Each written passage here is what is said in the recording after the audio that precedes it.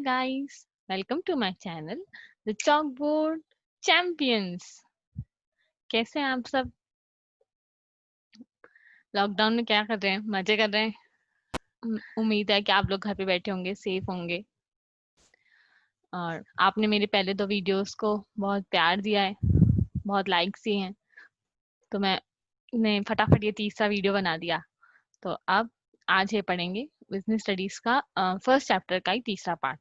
पहले तो वीडियोस में हमने पढ़ा था कि है ना बिजनेस क्या होता है, इकोनॉमिक एक्टिविटीज क्या होती हैं, नॉन इकोनॉमिक एक्टिविटीज क्या होती हैं, और उसके बाद फिर हमने पढ़ा था कैरेक्टरिस्टिक्स क्या होते हैं बिजनेस के, और फिर इकोनॉमिक और नॉन इकोनॉमिक एक्टिविटीज के बीच में डिफरेंस पढ़ा था।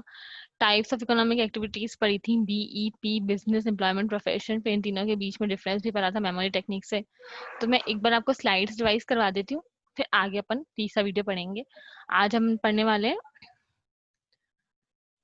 हाँ, तो आज हम पढ़ेंगे कि टाइप्स ऑफ बिजनेस एक्टिविटीज कौन सी है, और ना टाइप्स ऑफ इंडस्ट्रीज क्या है, और ऑब्जेक्टिव्स क्या है बिजनेस के, और रोल ऑफ प्रॉफिट बिजनेस में क्या है, और कुछ क्वेश्चंस देखेंगे कि कैसे आते हैं, कि एग्जाम्स में कैसे आते हैं क्वेश्चंस।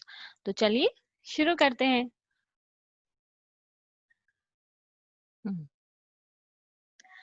तो देखिए, अपन ने पढ़ा था कि बिजनेस क्या है, बिजनेस का मीनिंग क्या है, और फिर economic, non economic activities. Economic activities जिससे डायरेक्ट इकोनॉमिक बेनिफिट्स मिलते हैं, और नॉन इकोनॉमिक जो अपन पर्सनल सेटिस्फेक्शन के लिए करते हैं। 2 एग्जांपल दिए थे। फिर type of economic activities BEP, और उसके बाद बिजनेस क्या है, प्रोफेशन क्या है, और एम्प्लॉयमेंट क्या है। बिजनेस में transfer, production, exchange of goods and services होता है। प्रोफेशन में रेस्ट्रिक्टेड एंट्री होती है, स्पेशलाइज्ड नॉलेज होता है।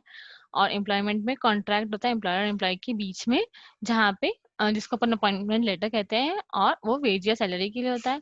ये तीनों के एग्जाम्पल्स दिए थे, और फिर उनके बीच में डिफरेंस पढ़ा था अपन ने ये। और फिर इसको सीए की क्वालिफिकेशन याद है, सीए की क्वालिफिकेशन मिलने के बाद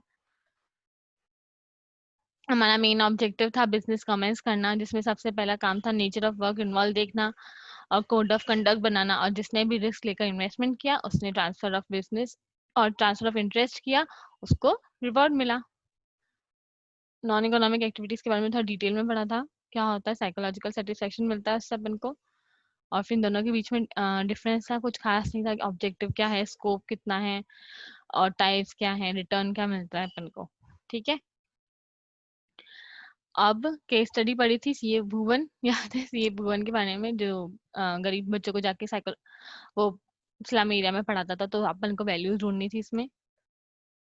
उसके बाद कैरेक्टरिस्टिक्स पढ़े थे, जब मैंने इस फोटो से आपको समझाई थी कि एक बिजनेस एक इकोनॉमिक एक्टिविटी है, उसमें प्रोडक्शन और प्रोक्योरमेंट ऑफ गुड्स होता है और सर्विसेज होते हैं। फिर सेल ऑफ गुड्स होता है for profit on regular basis होता है, प्रॉफिट के लिए, जिसमें रिस्क और रिटर्न होती है। ठीक है, ये एक साइकिल स्टोरी की तरह है, पूरी एक स्टोरी है यहाँ से यहाँ तक, जो आप आराम से इस पिक्चर्स के थ्रू समझ सकते हो सकता है। नंबर वाइज ही इसको लर्न कर लेना, कुछ दिक्कत वाली बात नहीं।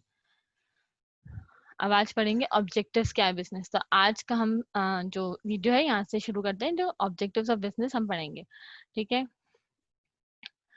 तो एनसीईआरटी में ये 7 ऑब्जेक्टिव्स दिए हुए थे। मैंने एक एक्स्ट्रा यहाँ पे कॉम्पिटिटिव सैलरी लिखा है, और इनको 3 अलग अलग हिस्सों में डिवाइड कर दिया है। तो एनसीईआरटी में तो सब एक साथ ही था, मैंने इन 3 हिस्सों में डिवाइड कर लिया, इकोनॉमिक ऑब्जेक्टिव, सोशल ऑब्जेक्टिव्स, और कौन सा ऑब्जेक्टिव है ये बताइए, ध्यान भी दे रहे हैं आप, पर्सनल ऑब्जेक्टिव। ठीक है, तो सबसे पहला है इकोनॉमिक ऑब्जेक्टिव। ऑब्जेक्टिव्स क्या होते हैं, कि बिजनेस चालू करने के हमारा क्या वो है, मोटिव क्या है किसी भी बिजनेस चालू करने का। अगर मैंने एक शॉप खोली, तो सबसे पहला मेरा मोटिव क्या होगा, कि मेरा बिजनेस चले। सबसे पहला क्या होगा मेरा मोटिव, मेरा बिजनेस चले। तो मार्केट स्टैंडिंग, कि मैं एक शॉप खोली, स्टेशनरी की शॉप खोली, तो आसपास 5 और स्टेशनरी की शॉप खुली भी होंगी, तो मेरी सबसे ज्यादा चले, इसका क्या है, इसका क्या तरीका है। तो मेरा बिजनेस स्टार्ट करने का ये रहेगा कि मेरी बिजनेस सालों साल चलते रहे, रुके नहीं। मार्केट स्टैंडिंग होनी चाहिए सबसे पहला। जब तक आपका बिजनेस चलेगा नहीं, तब तक आप ना प्रॉफिट कमाएंगे और ना कुछ। तो सबसे पहला हमारा कि हमने दुकान खोली है, तो वो चलता रहे। दूसरा है अर्निंग प्रॉफिट्स, अर्निंग प्रॉफिट्स मतलब अब कोई भी बिजनेस खोलेगा 2-3 महीने या 1 साल तक वो सोचेगा कि चलो चल रही है बिजनेस, थोड़ा बहुत जो हमारा खर्चा है वो तो निकल रहा है। फिर 1 साल के बाद आप सोचोगे कि हाँ, अब मेरे को प्रॉफिट कमाना ही है। अब तो मेरे को थोड़ा घर में पैसा ले के जाना है, अपने बिजनेस को बढ़ाना है। जब मान लो मैंने स्टेशनरी की शॉप खोली थी, मैंने 1 साल चलाया, बहुत लोग आ गए, बहुत लोगों ने पहचान लिया। फिर मैंने उसमें गिफ्ट शॉप भी खोली, फिर ऊपर मैंने फोटोकॉपीज की वो भी मशीन भी लगा दी।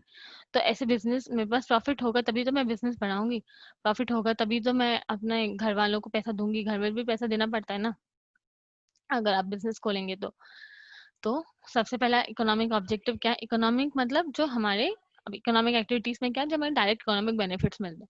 तो बिजनेस खोलने का सबसे पहला मेन मोटिव यही होता है कि हमारा मार्केट स्टैंडिंग हो, दूसरा हम उससे प्रॉफिट अर्न करें, और तीसरा प्रोडक्टिविटी हो। प्रोडक्टिविटी मतलब जैसे मान लो मेरी फैक्ट्री है और मैंने उस फैक्ट्री को खोला और मेरा मतलब बहुत अच्छा चल रहा है।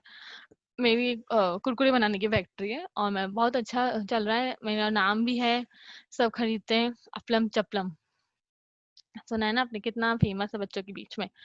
कुरकुरे, लेज, क्रीम ओनियन लेस, ये सब जो अलग अलग फ्लेवर की लेस होते हैं। तो मैंने अपनी मार्केट स्टैंडिंग बनाई, फिर प्रॉफिट अर्न किया। अब मैं क्या चाहती हूँ कि मैं और थोड़ा बड़ा प्रोडक्शन करूँ और मेरे जो फैक्ट्री में कोई भी वेस्टेज नहीं हो और लॉस बहुत ही कम हो और मेरी प्रोडक्टिविटी इंक्रीज हो, मतलब एफिशिएंसी इंक्रीज हो मेरी।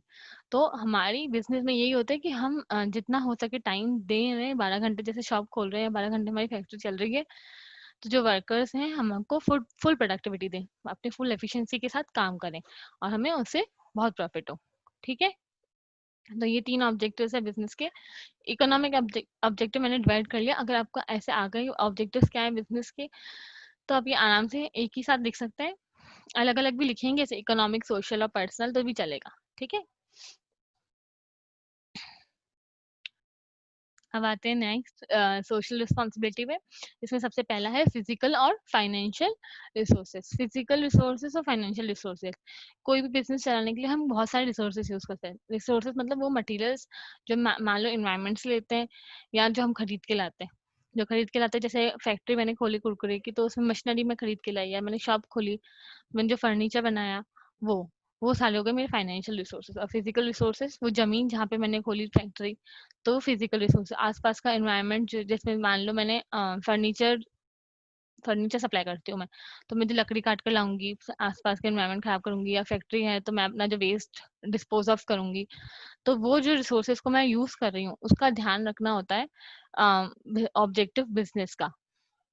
अगर कोई भी हमारी इन्वायरमेंट के, हम बोलते हैं कि हमें जो फैक्ट्रीज खोली है, जो गंगा वाला केस होता है, गंगा एक्शन प्लान होता है, उसमें सारी फैक्ट्रीज अपना कचरा डाल देती हैं। तो जो फैक्ट्रीज हैं वो जो अपना बिजनेस कर चला रही है, तो उनका एक ऑब्जेक्टिव होना चाहिए अपने समाज के प्रति। वो उनकी जो रिसोर्सेज यूज कर रही हैं उसको ढंग से यूज करें और उनको ओवर यूज नहीं करें, और जो वेस्ट जनरेट होता है उनको ढंग से डिस्पोज ऑफ करें। तो एक ऑब्जेक्टिव ये बिजनेस का होता है, उसके बिना आजकल बिजनेस नहीं चलते, क्योंकि आजकल बहुत गवर्नमेंट बहुत जागरूक हो गई है और सब इन्वायरमेंट के प्रति बहुत जागरूक हो गए हैं। आज देखिए ये वायरस भी हमारी गलती से ही फैला है। तो हमें जो भी हम बिजनेस कर रहे हैं तो उसमें हमें रिसोर्सेज ऐसे यूज करने चाहिए ताकि ना हमें नुकसान हो ना इन्वायरमेंट को नुकसान हो। तो physical and financial resources. Social responsibility, जैसे क्लासमेट कॉपी देखिए आपने, उसके पीछे लिखा हुआ था कि हर एक कॉपी जो आप क्लासमेट की खरीदेंगे उसके लिए 1 रुपया कॉन्ट्रीब्यूट होगा, जो उसको जाएगा, गरीबों को पढ़ाने के लिए जाएगा। तो पहले ऐसा लिखा था कि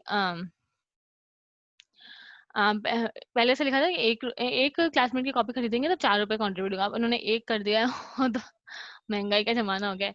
तो एक क्लासमेट की कॉपी खरीदने से तो आपका 1 रुपया गरीबों को जाएगा। तो ये उनकी एक्टिविटी है जो अपनी एनजीओ की तरफ या अपनी सोसाइटी की तरफ वो लोग पूरी कर रहे हैं। तो आजकल क्या हो गया, कंपनीज जो होती हैं उनको बहुत जरूरी हो गया है, सीएसआर बोलते हैं उसको, कॉर्पोरेट सोशल रिस्पॉन्सिबिलिटी। उनको बहुत जरूरी हो गया है कि वो इस रिस्पॉन्सिबिलिटी को पूरा करे। उनको एक कंपलसरी कि अपना 2% जो है नेट प्रॉफिट्स का वो इन्वायरमेंट की तरफ कंट्रीब्यूट करे। कुछ लिस्ट है कंपनीज एक्ट में, उसके उसके वहां पे आपको इन्वेस्ट करना ही पड़ेगा। उससे ज्यादा करो तो ठीक है, नहीं कर सकते, करना ही पड़ेगा, रीजन बताना पड़ेगा क्यों नहीं किया आपने। तो ये सोशल रिस्पॉन्सिबिलिटी है। ठीक है, इनोवेशन, कोई भी बिजनेस का ऑब्जेक्टिव क्या होता है, कुछ नया। अगर मैंने जैसे आपको बताया था, मैंने एक स्टेशनरी की शॉप खोली, तो 5 स्टेशनरी की शॉप है, तो उसमें मेरी क्यों चलेगी? मैंने क्या ऐसा, मैं कोई कुछ करके बैठी हूँ, या मैं अपनी दुकान को सजा के बैठी हूँ, मैंने कोई तीर मारा है? ऐसा तो कुछ है नहीं। तो मेरे को कुछ अलग, कुछ नया चीज़ देनी पड़ेगी। मेरी फैक्ट्री कुरकुरे की, तो मुझे फ्लेवर नया देना पड़ेगा, या फिर मुझे पैकिंग नहीं देनी पड़ेगी, ताकि लोग अट्रैक्ट हो, इनोवेट करना पड़ेगा। या मैं अपनी शोरूम बहुत अच्छा सा खोल लूँ, स्टेशनरी का शॉप बहुत अच्छा सा अरेंज कर लूँ, कि सब दुकान को देख के अट्रैक्ट और मेरे पास आए।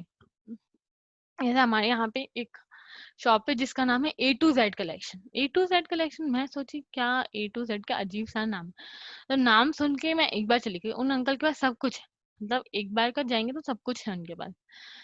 कुछ भी मांगो उनके पास होता है, महंगे देते हैं पर सब कुछ होता है उनके पास, इमरजेंसी में जाओ तो सब कुछ होता है उनके पास। तो A to Z कलेक्शन नाम के हिसाब से, तो तो वो हो गई फेमस। फेमस हो गई वो शॉप, स्टेशनरी की शॉप थी, फेमस हो गई।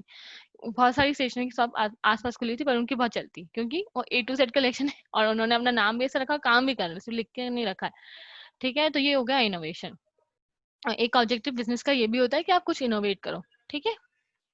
इनोवेट करो मतलब कुछ नया करो जिससे आपका बिज़नेस चले। अब तीसरे पे आते हैं पर्सनल ऑब्जेक्टिव। पर्सनल ऑब्जेक्टिव मतलब कोई भी आदमी एक अकेला बिज़नेस तो कर नहीं सकता, कि सब काम कर रहा है, दुकान भी खोल रहा है, झाड़ू भी लगा रहा है, माल भी सजा रहा है, या फैक्ट्री में खुद ही प्रोड्यूस कर रहा है, फिर जाके माल बेच के आ रहा है, ऐसा तो नहीं कर सकता। उसको वर्कर्स रखने ही पड़ेंगे। तो बिज़नेस की जान होती है वर्कर्स, मतलब अगर वर्कर्स खुश नहीं होगा तो बिज़नेस चलेगा नहीं।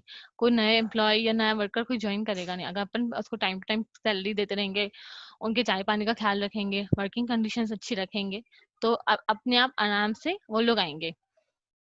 तो सबसे पहला पॉइंट है इसमें कॉम्पिटिटिव सैलरी। ये मैंने अलग से जोड़ा है, इसका आप इस एनसीईआरटी में नहीं है, अलग से है ये। तो आप भले लिख भी सकते हैं, नहीं भी लिख सकते, 2-2 पॉइंट हो तो आपको याद भी आ जाएगा। तो कॉम्पिटिटिव सैलरी, आपको अच्छे से उनके क्वालिफिकेशन के हिसाब से सैलरी दो, ज़्यादा बढ़ा भी नहीं, ज़्यादा कम भी नहीं। और वर्कर्स परफॉर्मेंस और एटीट्यूड, मतलब हमारी बिज़नेस का ऑब्जेक्टिव होना चाहिए कि जो हमारे वर्कर्स हैं अपने कंपनी के प्रति, अपने काम के प्रति बहुत वो हो, एफिशिएंट हो। ऐसे नहीं कि मजबूरी में आ रहे हैं, अच्छा यार बॉस तंग करेगा, मेरा मैनेजर तो मुझे माथा खाता है मेरा, मेरे को तो करना ही पड़ेगा, रोके धोके करना है, ऐसे नहीं। वो खुश होके आ रहे हो, उनका मन हो रहा है कि हाँ भाई ऑफिस जाए, थोड़ा काम करें, तो हमारी भी ग्रोथ हो, कंपनी की भी ग्रोथ हो। तो उस हिसाब से जो ऑफिस का ऐसा मेंटेन होता है माहौल, तो वो कंपनी बहुत अच्छी जल्दी ग्रोथ करती है। और या फिर कोई फैक्ट्री बहुत अच्छा काम करती है, जैसे मेरी शॉप है और मैंने वहां पे एक वर्कर रख रखा है जिसको मैं बहुत तंग करती हूँ, तो जा छोटू चाय लेके आ, जा छोटू ये करके आ, वो करके आ, तंग कर देते हो, तो वो नहीं टिकेगा, वो भाग जाएगा, बोलेगा मेरे को काम ही नहीं करना है। वैसे ही ऐसा वर्कर्स कंपनीज में भी ऐसा ही होता है। तो ऑब्जेक्टिव 3 है बिजनेस के। एक इकोनॉमिक, मतलब हम बिजनेस क्यों चला रहे हैं, सबसे पहला मेन ऑब्जेक्टिव मार्केट स्टैंडिंग के लिए, अर्न प्रॉफिट्स के लिए और प्रोडक्टिविटी के लिए। सोशल, हमारे उसके बाद आता है समाज। समाज के प्रति हमारा क्या है, फिजिकल और फाइनेंशियल रिसोर्सेज जो हम यूज कर रहे हैं वो हमारी रिस्पॉन्सिबिलिटी क्या बन रही है, और इनोवेशन। और तीसरा है पर्सनल, मतलब हम जो वर्कर्स को दे रहे हैं, पर्सनल मतलब जो पर्सन्स काम करते हैं हमारे लिए भी। कॉम्पिटिटिव सैलरी क्या है, वर्कर्स परफॉर्मेंस एंड एटीट्यूड। तो एक बिजनेस तभी चलेगा जब ये तीनों ऑब्जेक्टिव्स हमारी फुलफिल हो जाएंगी। ठीक है? तो मैं आपको इसको पिक्चर के थ्रू थोड़ा शो करती हूँ, ताकि आपको अच्छे से समझ में आ जाए। ये एक सक्सेसफुल बिजनेसमैन है, ये आराम से चल रहा है। ये सक्सेसफुल तभी होगा जब पहला प्रॉफिट कमाएगा, वो सरवाइव करेगा, मार्केट स्टैंडिंग करेगा। दूसरा, अपने एनवायरनमेंट का ध्यान रखेगा। जैसे ये स्टारबक्स का इमेज है, जहाँ पे इन्होंने पौधे उगाए हैं और बच्चों को भी पढ़ाया, बच्चों को भी जानकार किया। तो ये स्टारबक्स का इमेज है। तो ये हो गया समाज के प्रति। और ये हो गया हैप्पी एम्प्लॉय वर्कर्स के प्रति, जो बहुत खुश है काम करके।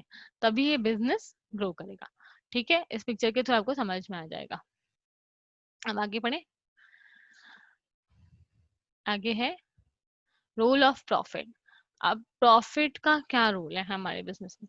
हम बोलते हैं हमें पैसा चाहिए, हमें प्रॉफिट कमाना है, मुनाफा कमाना है, मुनाफा। इसको मत पढ़िए, पर्पल वाला जो लिखा हुआ है उसको मत पढ़िए। ये देखिए, मुनाफा कमाना है, अपन बोलते हैं मुनाफा कमाना है, तो क्या प्रॉफिट कमाना है अपन को? प्रॉफिट का क्या रोल होता है? सबसे पहला, सर्वाइवल, कि मुनाफा होगा, प्रॉफिट कमाएंगे तभी हमारा बिजनेस चलेगा। मान लो मेरे को 6 महीने से अपने बिजनेस में लॉस हो रहा है, तो मैं बंद करके दूंगी दुकान, अपनी जेब में से पैसा क्यों भरूंगी, अपनी दुकान बंद कर दूंगी। तो पहला होता है survival. Profit is a source of income for a businessman which becomes his means of livelihood. दुकान खोली, पैसा कमाना है, घर जाना है। A business and businessman can not survive for a long time without earning adequate profit. तो profit का सबसे पहला क्या रोल है, सर्वाइवल, कि उसके कारण ही बिजनेस जिंदा है। जैसे हम जैसे हम हवा पानी की वजह से जिंदा है, और पैसों की वजह से ऑब्वियसली जिंदा ही है। हवा पानी की वजह से भी जिंदा है, तो सर्वाइवल हमारे लिए, प्लांट्स के लिए मान लो, सब प्लांट्स के लिए सर्वाइवल के लिए क्या चाहिए होता है, लाइट, एयर, वाटर, है ना। वैसे हम बिजनेस को सर्वाइव करने के लिए क्या चाहिए होता है, प्रॉफिट। सेकंड है एक्सपेंशन एंड ग्रोथ। ऑब्वियसली पैसा होगा तभी मैं आगे उसको एक्सपांड कर पाऊंगी, मैं दूसरी दुकान खोल लूंगी, या मैं अपना सेकंड फ्लोर खोल लूंगी, या उसी को एक चीज को एक्सपांड कर लूंगी। जैसे मैंने कुरकुरे का एग्जांपल दिया था, तो उसमें मैं नया फ्लेवर ले आऊंगी। तो प्रॉफिट उसके लिए भी जरूरत है, expansion and growth. When profit is large, a part of it can always be reinvested for expansion and diversification of production and other operation of business. ठीक है। अब तीसरा है इंडेक्स ऑफ परफॉर्मेंस। जैसे मैंने बताया था कि 5 स्टेशनरी की शॉप है, वो A to Z कलेक्शन वाला एग्जांपल दिया था, तो मैं बोलूंगी ना, वो अंकल तो बहुत कमा रहे हैं, वो तो बहुत अच्छे चला रहे हैं, उनकी दुकान तो बढ़िया चलती है। उनके रिश्तेदार क्या बोलेंगे, आपकी दुकान तो बढ़िया चलती है। तो उसकी उनकी परफॉर्मेंस क्या हो गई, बहुत ऊंची हो गई, दूसरे स्टेशनरी की शॉप में से उनकी परफॉर्मेंस बहुत ऊंची हो गई। तो उसका क्या कहते हैं, index of performance. Higher profits indicate the efficiency of management, कि उनका मैनेजमेंट भी बहुत अच्छा चल रहा है, उनकी दुकान में सब कुछ सही है। और success of business can be judged by its ability to earn profit. 5 stationery की शॉप पे वही ज्यादा कमा रहे हैं, तो हम बोलेंगे इसकी यही मेहनत करते हैं, ये तो कुछ अच्छा करते होंगे तभी तो लोग आते हैं इनके पास, ऐसा। फिर है reward of bearing the risk. मैंने बताया था कैरेक्टरिस्टिक्स क्या थे उसके, बिजनेस के, कि आपको रिस्क बियर करना पड़ेगा, कैसा भी बिजनेस हो। तो प्रॉफिट क्या होता है, रिवॉर्ड होता है रिस्क बियर करने का। आपने रिस्क लिया है तो आपको प्रॉफिट भी अच्छा मिलेगा, कम लिया है रिस्क तो कम प्रॉफिट मिलेगा, और ज्यादा लिया है तो ज्यादा मिलेगा। ठीक है। तो profit and risk are directly related. Higher the risk the more the profit, and lower the risk is less the profit. ठीक है। अब आगे गुडविल। गुडविल होता है इसके बारे में हम 12th क्लास में पढ़ेंगे। गुडविल का मैं आपको मतलब समझा देती हूँ। गुडविल होता है कि आपके मार्केट में क्या इमेज है, जिसको अपन इमेज को बोलते हैं, उनको उस इमेज को अगर अपन वैल्यू में लाएं, उसको वैल्यूएशन करें। मान लो सर्फ का नाम लेती हूँ मैं। जैसे ही मैं बोलूँ, अब कोई भी एक सर्फ का नाम बताओ, डिटर्जेंट, जब नॉर्मली घर में यूज करते हैं तो क्या आएगा आपके दिमाग में, सबसे पहले क्या आएगा, क्या किसी के सब आएगा दिमाग में, सर्फ एक्सेल, किसी के दिमाग में आएगा एरियल, किसी के दिमाग में आएगा रिन। कभी लोकल सर्फ का नाम आपने सुना है, अम, जैसे बहुत कम नहीं चलता, निरमा, वॉशिंग पाउडर निरमा, वो वाला गाने के साथ अपन याद रखते हैं। सर्फ एक्सेल, दाग अच्छे हैं, जो अपन टीवीज में देखते हैं तो हमारे दिमाग में इमेज बैठ जाती है, तो उनकी गुडविल हमारे दिमाग में बहुत अच्छी है। पर लेकिन जो छोटे छोटे लोकल ब्रांड्स होते हैं, जैसे चंद्र प्रकाश सर्फ भी आता है, तो लोकल ब्रांड्स होते हैं।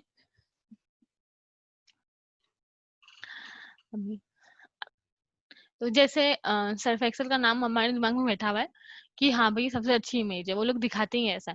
पर जैसे चंद्र प्रकाश सर्फ होता है, तो अ, उनका नाम नहीं सुनना, पर ऐसा बात तो नहीं है ना वो अच्छा नहीं है, वो भी अच्छा है। पर तो गुडविल क्या होता है, हमारी उस चीज की हमारे दिमाग में क्या इमेज है। सर्फ एक्सेल बोलते बहुत अच्छा होता है, सब खुशबू आती है, ये होता है वो होता है, तो उसकी इमेज बहुत ज्यादा है।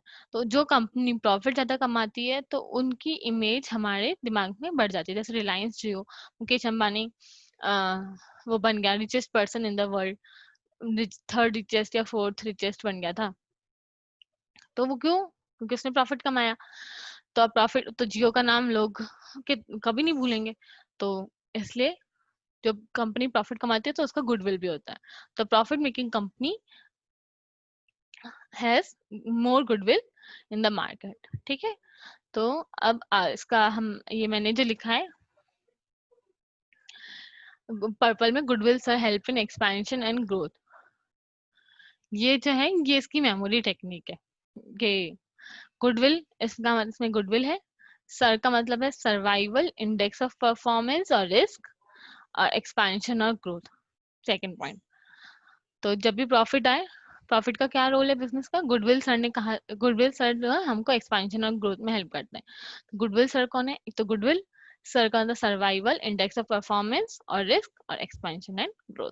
तो प्रॉफिट का ये रोल है, तो ये मेमोरी टेक्निक है। Goodwill sir help in expansion and growth. ये तो बहुत इजी है, आप ये आराम से कर लेना। अब आगे पढ़ते हैं हम।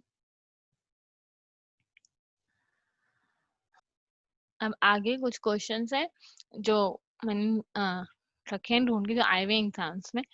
तो अब इसका आंसर आप देखना कि उसमें क्या लिखना है। देखिए, earning a profit cannot be the objective of business any more, like the eating is not only the objective of living. Do you agree with this statement? Give reasons for the support of your answer. अब इसमें आप सोचिए कि क्या आ सकता है, बताइए इसमें क्या लिखेंगे आप। देखिए, इसमें ऑब्जेक्टिव वर्ड आ गया, तो इससे आपको दिमाग में ऑब्जेक्टिव्स आ जाने चाहिए बिजनेस के, कि प्रॉफिट अर्निंग ही नहीं है, बहुत सारे सोशल ऑब्जेक्टिव्स भी हैं। जैसे हमको लिविंग के लिए सिर्फ खाना नहीं खाना है, हमें पैसा भी कमाना है। तो आपको लिखना पड़ेगा yes we agree with this statement, और फिर उसके आगे आपको ऑब्जेक्टिव समझाना है कि ये सोशल ऑब्जेक्टिव्स हैं, ये पर्सनल है, ये बिजनेस के दूसरे ऑब्जेक्टिव्स हैं। ठीक है, तो इसमें आप ऑब्जेक्टिव्स लिखेंगे। फिर सेकंड वाला, business is an institution organised and operated to provide goods and services under the incentive of private gain. मतलब देखिए, डिस्कस, इसका इस लाइन का मतलब है कि बिजनेस एक ऐसा इंस्टीट्यूशन है जो सिर्फ गुड्स और सर्विसेज हमें प्रोवाइड करता है ताकि वो प्रॉफिट कमा सके। तो क्या ये सही है? तो इसमें हम क्या लिखेंगे, बिजनेस मीनिंग समझेंगे, इकोनॉमिक का नॉन इकोनॉमिक एक्टिविटीज नहीं समझा के आ जाएंगे। इसमें बिजनेस लिखना है, बिजनेस का मीनिंग और उसके कैरेक्टरिस्टिक्स लिखना है कि it is an economic activity, production of goods, फिर sale and exchange of goods, और फिर on regular basis for profit, on risk, for reward. तो ये लिखना है कैरेक्टरिस्टिक्स अप्रोच है। ठीक है, ऐसे बन के आएंगे क्वेश्चन। आपको समझना है कि आपको क्या लिखना है इसमें। फिर profit is not an objective but a requirement of business. सिर्फ ऑब्जेक्टिव नहीं होता, बिजनेस का रिक्वायरमेंट भी है। तो do you agree, support your answer. तो उसमें रोल ऑफ प्रॉफिट लिखना है। Goodwill sir help in expansion growth. तो गुडविल, सर्वाइवल, और फिर index of performance, reward of bearing risk, और एक्सपेंशन एंड ग्रोथ। तो ये 3 क्वेश्चन है। ये कुछ एक एग्जाम्पल है कि आप कैसे आएंगे क्वेश्चन। डायरेक्ट नहीं आएंगे कि ऑब्जेक्टिव बताओ, रोल बताओ, ऐसे नहीं आएगा। अब अलग तरीके से घूम के आएंगे क्वेश्चन। तो आप देखना कैसे आपको आता है पढ़ना। क्वेश्चन आप रेफर करना, आपको मिल जाएंगे। रेफरेंसेस होते हैं ना, उनमें से रेफर करना। अब बिजनेस की कुछ एक्टिविटीज होती है फंक्शंस के बेसिस पर। ये एक टेबल है जो फंक्शंस के बेसिस पर बिजनेस एक्टिविटीज इंडस्ट्री और कॉमर्स के में डिपेंड और डिवाइडेड होती हैं। तो इस बार अभी तो अपन आज मैं सिर्फ इंडस्ट्री के बारे में बताऊंगी आपको कि इंडस्ट्री क्या होती है, और प्राइमरी सेकेंडरी टर्शरी इंडस्ट्री कौन सी होती है, और फिर ये सब हम अगले वीडियो में पढ़ेंगे। ठीक है, तो ये टेबल अगर आपको एक बार मैं आपको सब पढ़ा दूंगी, तो टेबल ये इसका वो है समरी। ये सब पढ़ना है अपन को, एक एक चीज, वेयर हाउसिंग, इंश्योरेंस, असेंबलिंग, ये सब। तो अपन को ये सब पढ़ना है। तो अपन ये टेबल एक समरी है, तो आप एक बार इसको गो थ्रू कर लीजिए तो आपको याद आ जाएगा कि इंडस्ट्री में क्या है। ठीक है, इंडस्ट्री और कॉमर्स में क्या है। अब पढ़े आगे, चलें। अब देखिए, इंडस्ट्री क्या होती है। Industry refers to an activity which converts raw material into useful products. Industry मतलब अपन सोचते हैं कि जो फैक्ट्रीज होती हैं वही इंडस्ट्री है, ऐसी बात नहीं है। फैक्ट्रीज इंडस्ट्री में आती है, पर इंडस्ट्री मतलब एक कुछ भी ऐसा बिजनेस जिसमें हम कन्वर्शन करते हैं। खासकर मेजरली इसमें इन्वॉल्व क्या होता है, कन्वर्शन होता है। रॉ मटेरियल को यूजफुल प्रोडक्ट्स में कन्वर्ट करना। जैसे टेक्सटाइल इंडस्ट्री हमारी कपड़े करती है, मैन्युफैक्चरिंग इंडस्ट्री चीजें मैन्युफैक्चरिंग करती है। तो इंडस्ट्री कंज्यूमर गुड्स और प्रोड्यूसर गुड्स दोनों प्रोड्यूस करती है। प्रोड्यूसर गुड्स मतलब वो गुड्स जो आगे कंपनी को काम आता है। जैसे मान लो मैं एक ऑटोमोबाइल पार्ट बनाती हूँ, कार का एक पार्ट बनाती हूँ, तो वो कार का पार्ट आगे कार मैन्युफैक्चरिंग कंपनी को काम आएगा। तो प्रोड्यूसर गुड्स वो होते हैं जो दूसरी फैक्ट्री के लिए, हम ऐसी इंडस्ट्री जो दूसरी फैक्ट्री के लिए रॉ मटेरियल प्रोड्यूस कर रही है, तो वो प्रोड्यूसर गुड्स। और कंज्यूमर गुड्स तो डायरेक्ट कंज्यूमर को करती है। जैसे मैं डिटर्जेंट मैन्युफैक्चरिंग कर रही हूँ, तो जब मैं डिटर्जेंट बना रही हूँ तो वो कंज्यूमर गुड्स है। मैं साबुन कर रही हूँ मैन्युफैक्चर, मैं टूथपेस्ट कर रही हूँ, तो वो कंज्यूमर गुड्स है। प्रोड्यूसर गुड्स जो आगे दूसरी फैक्ट्रीज को काम आएगा। तो इंडस्ट्री में सब आ जाते हैं। Example, textile industry, manufacturing industry. Textile industry वो होती है जो कपड़े मैन्युफैक्चर करती है। ठीक है, टाइप्स 3 टाइप होते हैं, प्राइमरी, सेकेंडरी और टर्शरी। प्राइमरी इंडस्ट्री मेजरली हमारे एग्रीकल्चरल, माइनिंग और फिशिंग, इन सबसे रिलेटेड होती है, जो हमारे नेचर से हम चीजें लेते हैं और फिर उसको आगे मैन्युफैक्चर करते हैं, तो हो गई प्राइमरी इंडस्ट्री। सेकेंडरी इंडस्ट्री में क्या आता है, वो आता है उसमें एक्सट्रैक्शन और सॉरी मैन्युफैक्चरिंग और कंस्ट्रक्शन आता है उसमें।